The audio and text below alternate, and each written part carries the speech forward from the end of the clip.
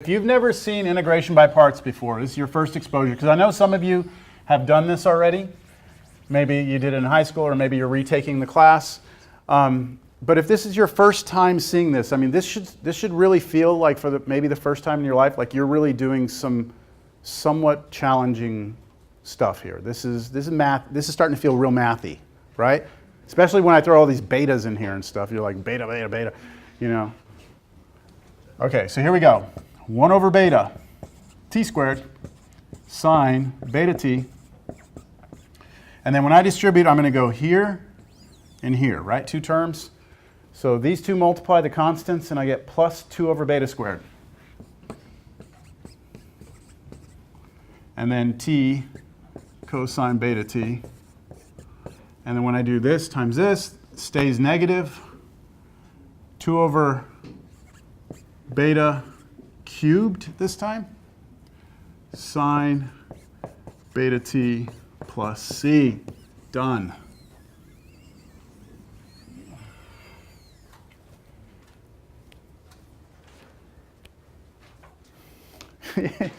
If we take the derivative of this, we should get that. I'll leave that to the reader. If you go on, you'll see this happen in textbooks quite a bit, where it's just like, it's left to the reader to verify.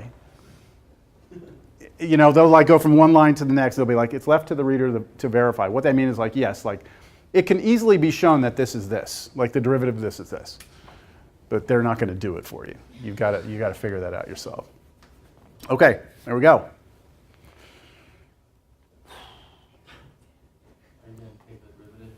No. I don't feel like taking the derivative of that. I mean, it's not that it's just a product rule here, right? Yeah. And then it's another product rule here, and then this one's just the derivative. We got to keep track of a lot of constants. There's a lot of betas that start falling out because of chain rule.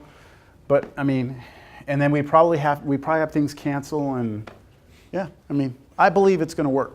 So I'm not going to do it. I trust my computations. But you could always check it, right? You could always just go check. So let's see if we can appreciate now if this 2 was, let's say, a 4. I mean, theoretically, could we do that? Yes. Now, it would require 4 iterations, right? First time through, it'd come down to a cube. Second time, a square. Third time, right? Fourth time, it would vanish finally. So we start to ask our question like this, like, what if we had t to the n cosine beta t? Like, maybe we can just come up with a formula. And it turns out we can. For certain things, we can come up with what are called reduction formulas. And I have one example of us generating a reduction formula. But we only have, 30 minutes left? So let's get to the next one.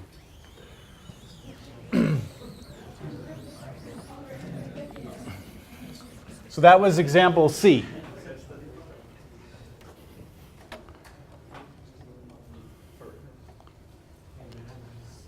You can probably tell I'm excited.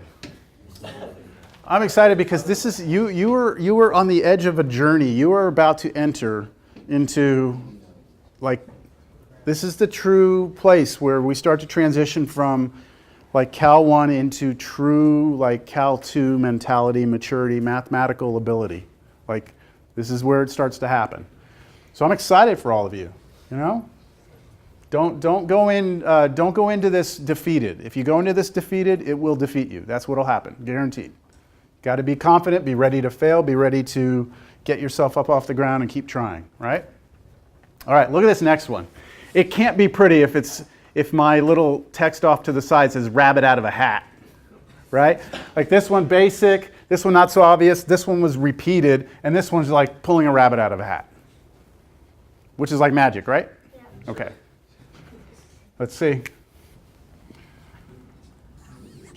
E to the 2x cosine x dx. All right, I hope that I have done a decent job today of trying to show you how the power of the integration by parts is that it allows you to take one of the functions and start to like take its derivative. And in the case that it's a power function, it starts to kill off the powers, right? And the other function just gets integrated, right? And in turn, in the ones we've had cosines there, so every time we integrated it was either like cosine or sine, cosine or sine. But the other one, the power kept coming down. We were like all happy about that. What do you see that's inherently going to be difficult with something like this? If we let our u be e to the 2x, right? Its derivative in the new integral is still e to the 2x, right? And then what would happen with the other one? It would go up, it would change back, go over to a sine, right? So it doesn't seem like that's going to help. Now let's switch it. Let's do it the other way. Why don't we choose this one to be the u? Then the derivative over there is going to be like negative sine, right? And then we integrate this one, and it's still e to the 2x. So like the power of the integration by parts of transferring the derivative doesn't seem to seem like it's even going to help here, right? Doesn't seem that way because both these functions just keep oscillating back and forth. Well, e just stays e, but the cosine just goes cosine sine, cosine sine. But it's going to work. Okay, here we go.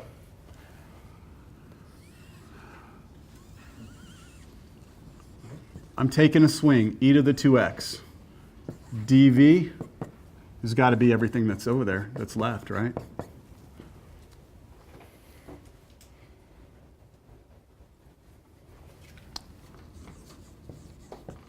All right, what's the derivative of e to the 2x?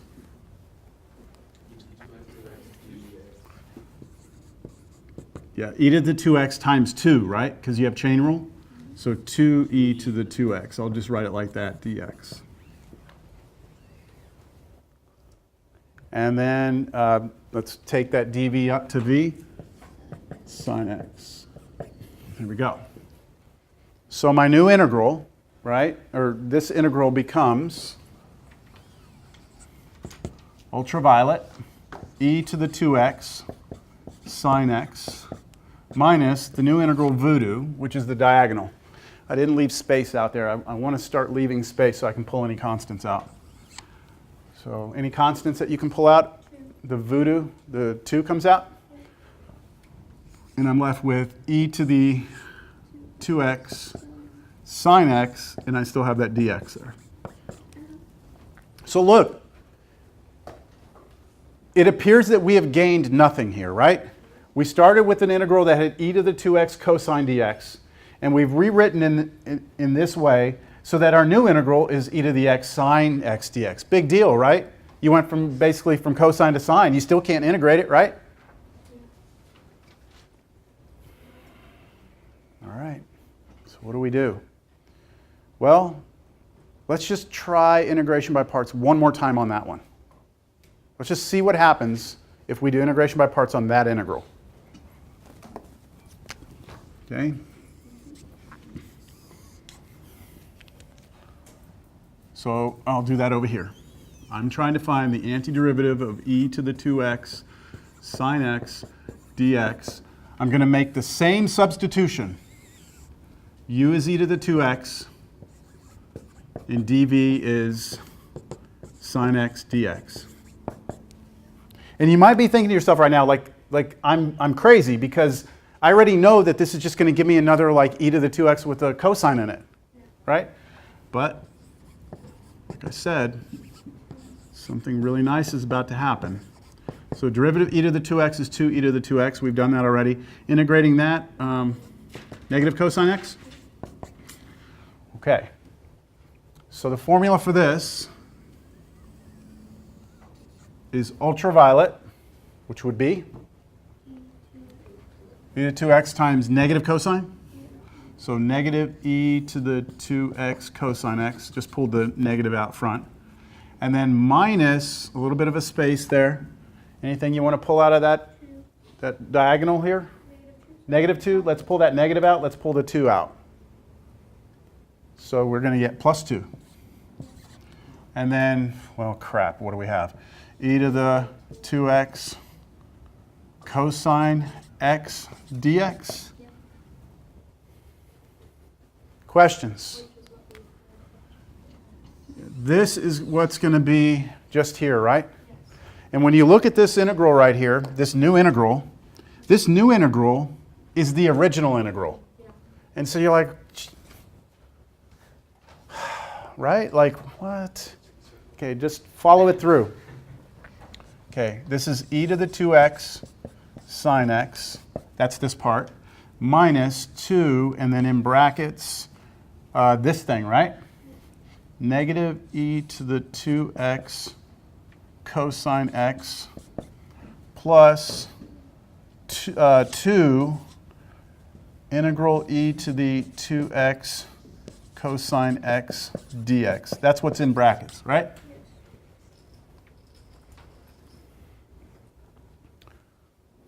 Y'all still with me? Okay, nobody's wanting to change majors yet? No? Hanging in there? Okay. Let's distribute the negative 2 through. Right now, I am submitting to this integral. Like, I'm trying to do this integral, and crap, I'm back to it again. So I'm kind of submitting, but I'm going to pass the negative 2 through, all right? And I'm going to do that up here. So on your next line, please do this. On your next line, please do the following. I want you to write the original integral like this. Okay, write it down. And what we are saying is that that is equal to this line right here, right? So write e to the 2x sine x. That's this piece. Distribute this through. What do you get there on that first one? Plus 2 e to the 2x cosine x, right? That's here to here. And then when I distribute this to this, what do I get? Minus 4 what? Integrals of e to the 2x cosine x dx, right? Do y'all agree that that's where we are? Yes? And now the rabbit out of the hat. You see what I'm about to do? What am I going to do? I'm going to add 4 integrals of e to the 2x cosine x dx here. And I'm going to add 4 of the integral e to the 2x cosine x dx is here. It's like, look, we've got minus 4 apples, and we have 1 apple over here, right? So we're going to add 4 apples here and add 4 apples here. So on the left side, we're going to have how many apples? 5 apples, right? So 5 of these integrals of e to the 2x cosine x dx is equal to e to the 2x sine x plus 2 e to the 2x cosine x. Is there anything left on this side right now? Right, there's nothing here, right? I mean, I took that away.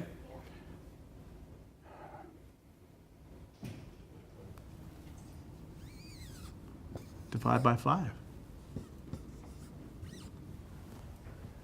That's the antiderivative. Plus c. Just throw your c on the end. By doing 2 iterations of integration by parts, we got the original integral to show up on the other side.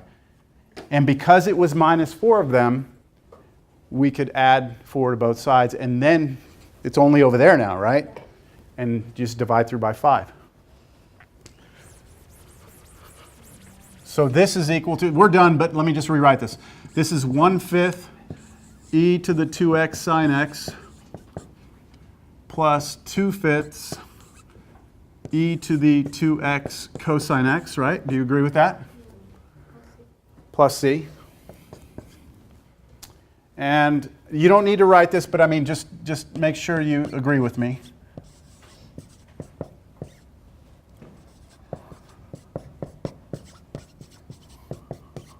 Is that the same thing? Yeah. So they both had e to the 2x, I pulled it out. They both had a 1/5, I pulled it out. So if I distribute here and here, I'm back, yes? Yeah. Why do you think I went that far with it? Because I'm about to take its derivative, because I'm going to show you that that is the antiderivative, all right? So here we go. I have a product rule right here. What is the derivative of this? So 1/5 comes for the ride, 2 comes out, so 2/5 e to the 2x times sine x plus 2 cosine x. Okay, plus now the product rule derivative of this, cosine x minus 2 sine x, then times the original first function, 1/5 e to the 2x.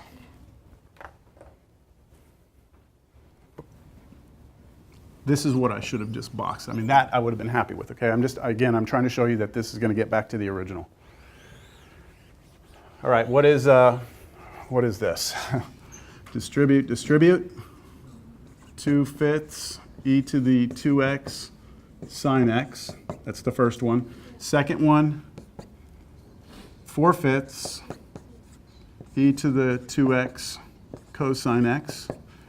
And then here, distribute here and here. We get, first one is 1/5 e to the 2x cosine x, right? That's this one times this one. This one, beautiful. Minus 2/5 e to the 2x sine x. 4/5 plus 1/5 is 1. So one of those worked, right? Okay, I know I worked real fast through this product rule and everything, but you can go back and play it slower if you want to. All right, out of a hat, 15 minutes left. Let's see what the next example looks like. I don't know if I can attack it or not.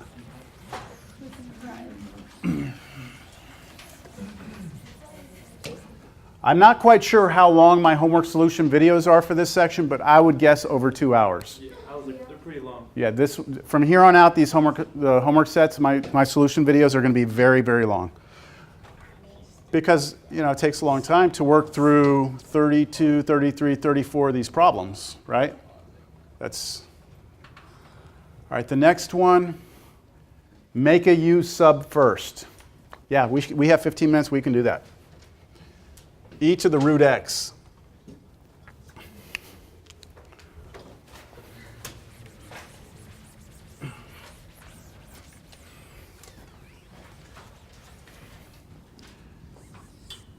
I think when you look at this one, it kind of doesn't look as bad as some of the things that we've done.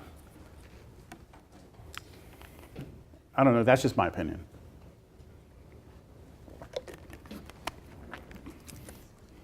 Let's just be clear. The antiderivative of e to the root x is not just e to the root x plus c, right? Because if you take derivative of that, you have to take derivative of what's up here, and that's going to give you a 1/2 root x, which isn't there, right? I don't see something and its derivative. Do you? But according to what I put here, we're supposed to make a u substitution first. What u substitution? I don't see anything in its derivative. So what do you do when you are going to do a u substitution, but you're not quite sure, right? You just get up there and... So if you had to guess a u substitution right now, what would you use? What's that? I heard too many things. Sorry. We're doing basic u substitution, not integration by parts. Basic u substitution. Square root of x. Let's go for it. No promises. All right? Root x, right? What's the derivative of this? 1/2 root x dx, right? So you look at this and you're like, crap, man. I don't see 1/2 root x anywhere. Right? All I see is that I could replace this with u, right? That would be u, so I'd have e to the u, so I'm all happy about that. But then I've got to somehow replace that dx. And we're off by more than a constant. Would you agree? Yeah. We're off by way more than a constant. This is the dx. That's all I want to see there, right? That's all I want.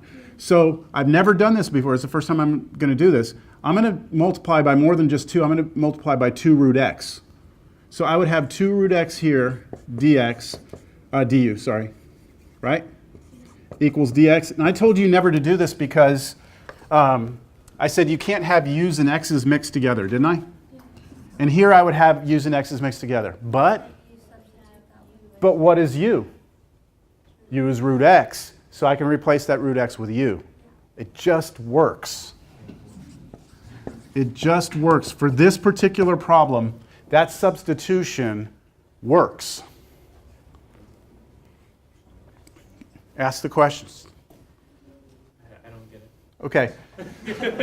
Okay, you agree with this substitution. Like, I can do that, right? Even if it's not going to work. Right. And when I took the derivative, I got all this. Right. And I'm looking for this over here, but I don't see it. The only thing I see is a dx, right? So normally I would just throw this away and try something else. But because of my original substitution, 1 over 2 root x is actually 1 over 2u, isn't it? And so if I multiply both sides right here, so this line right here is saying du equals 1 over 2u dx, right? And now if I multiply both sides by 2u, I get this, right? Wouldn't I? If I multiply 2u here, I get this? Yeah. So now what I can do is when I see dx over here, I can replace it with what?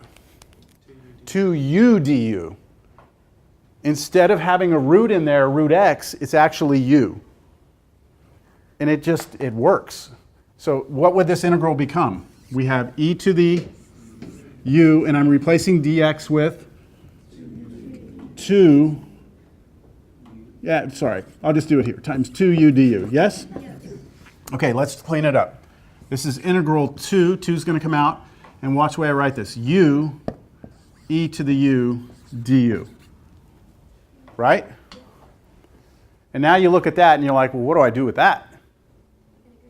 You can do integration by parts, because now you have two things multiplied, right? Yeah. And you're going to choose one of them to be u. I'm using u already, but I'm going to choose one of them to be u, right? And in the new integral, that's going to be the derivative. So that's going to go away, isn't it? Yeah. And then this one, when I integrate, it's just going to be itself. So I'm happy about that. So let me do my integration by parts on that. I shouldn't use red. Can I clarify anything else? Yes? So you don't substitute it for the root x right now? I don't substitute what? Like u for the root x? Oh, we have not taken an antiderivative. Oh. Right? We still need to take an antiderivative before we substitute anything back. Yes? So this is kind of like what you told us last class, that sometimes we're going to have to use u substitution just to be able to use integration by parts, right? And I delivered. Yes. Exactly. So we've seen problems where we do integration by parts, and then at the end we have to do a substitution. And now we're seeing where we have to do substitution first just to get it to integration by parts, and we still don't know what's ahead of us now, right? Hopefully not another substitution, but all right, so this is where we are, right? This is where we are. So what I'm going to do is I'm going to do my integration by parts, but I am not going to use u because I'm already using u. So I get to choose my own variable, whatever I want. So I'm going to use w. I'm going to use w here, and I'm still going to use dv here. But now your ultraviolet minus voodoo is gone, okay? Because, yeah, it's like Wolcha, whatever. So that's why I like the table, because the table gets you more fixated on positions of things as opposed to like ultraviolet minus voodoo. I know that I have to choose something here and here, right? So what's it going to be here? U. And then what's the dv going to be? E to the u du. And now differentiating down, we get dw equals du. And up here, integrating, we get, what's the antiderivative of e to the u? E to the u. Okay. So according to the formula, this will be equal to 2. Now that 2 is out front, right? Yeah. So I'm going to put a bracket. Now the ultraviolet minus voodoo thing, which is really just this times this, right? So u times e to the u minus integral and then the diagonal. And the diagonal is just e to the u du. And I'm very happy to see that because I don't mind integrating e to the u by itself. Questions? I'm going to continue over here. Okay, so I have 2u e to the u minus 2e to the u plus c. So what I did there is I took the antiderivative of e to the u, which is just itself, right? And then I distributed the 2 through. We're not done, because now you have to go back to your original variable. Now you can replace u with root x. So this is really 2 root x, e to the root x, minus 2e to the root x plus c. That's our antiderivative.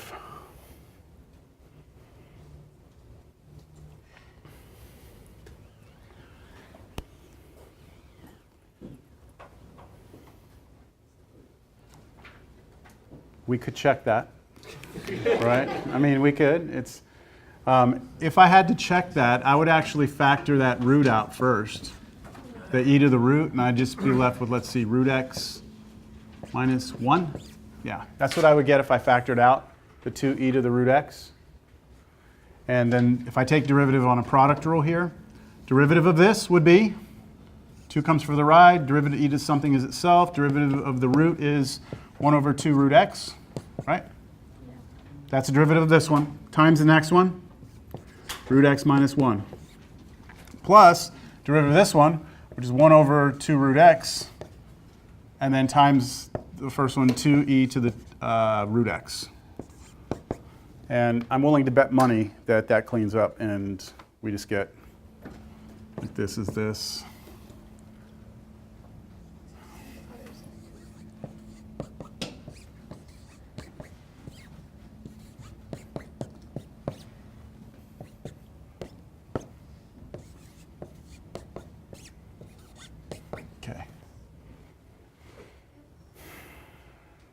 Yeah, so what happens here when I distribute this through?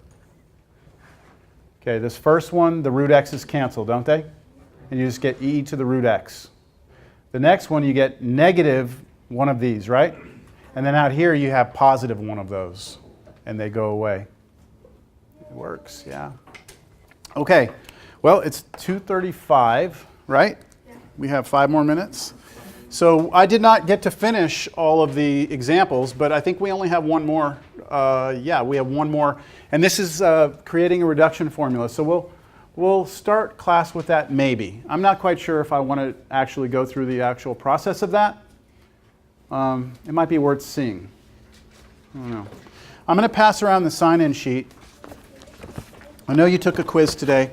But I'd like to show you something. I know I have only 4 minutes, but hopefully I can get this up here, show this to you before you go. Okay, I'm going to pass this around. Please sign in. Are y'all okay?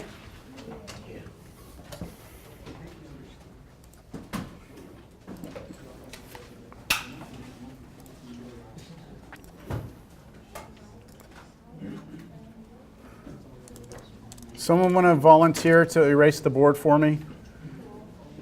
With no bonus points, just please.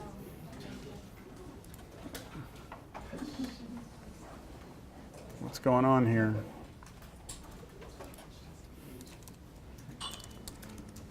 Come on. Yeah, sure.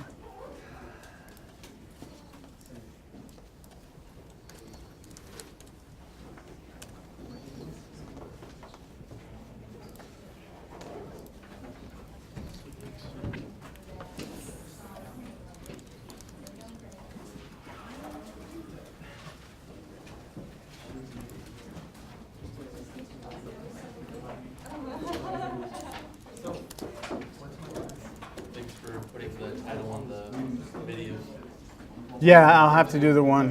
Yeah, the other one, yeah. That was really helpful. Thank you. Yeah. Good, good.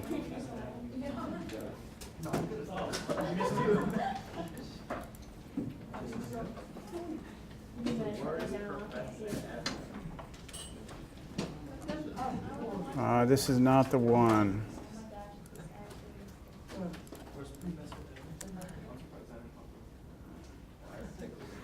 Here it is. Horrible teacher. There we go. Now, I don't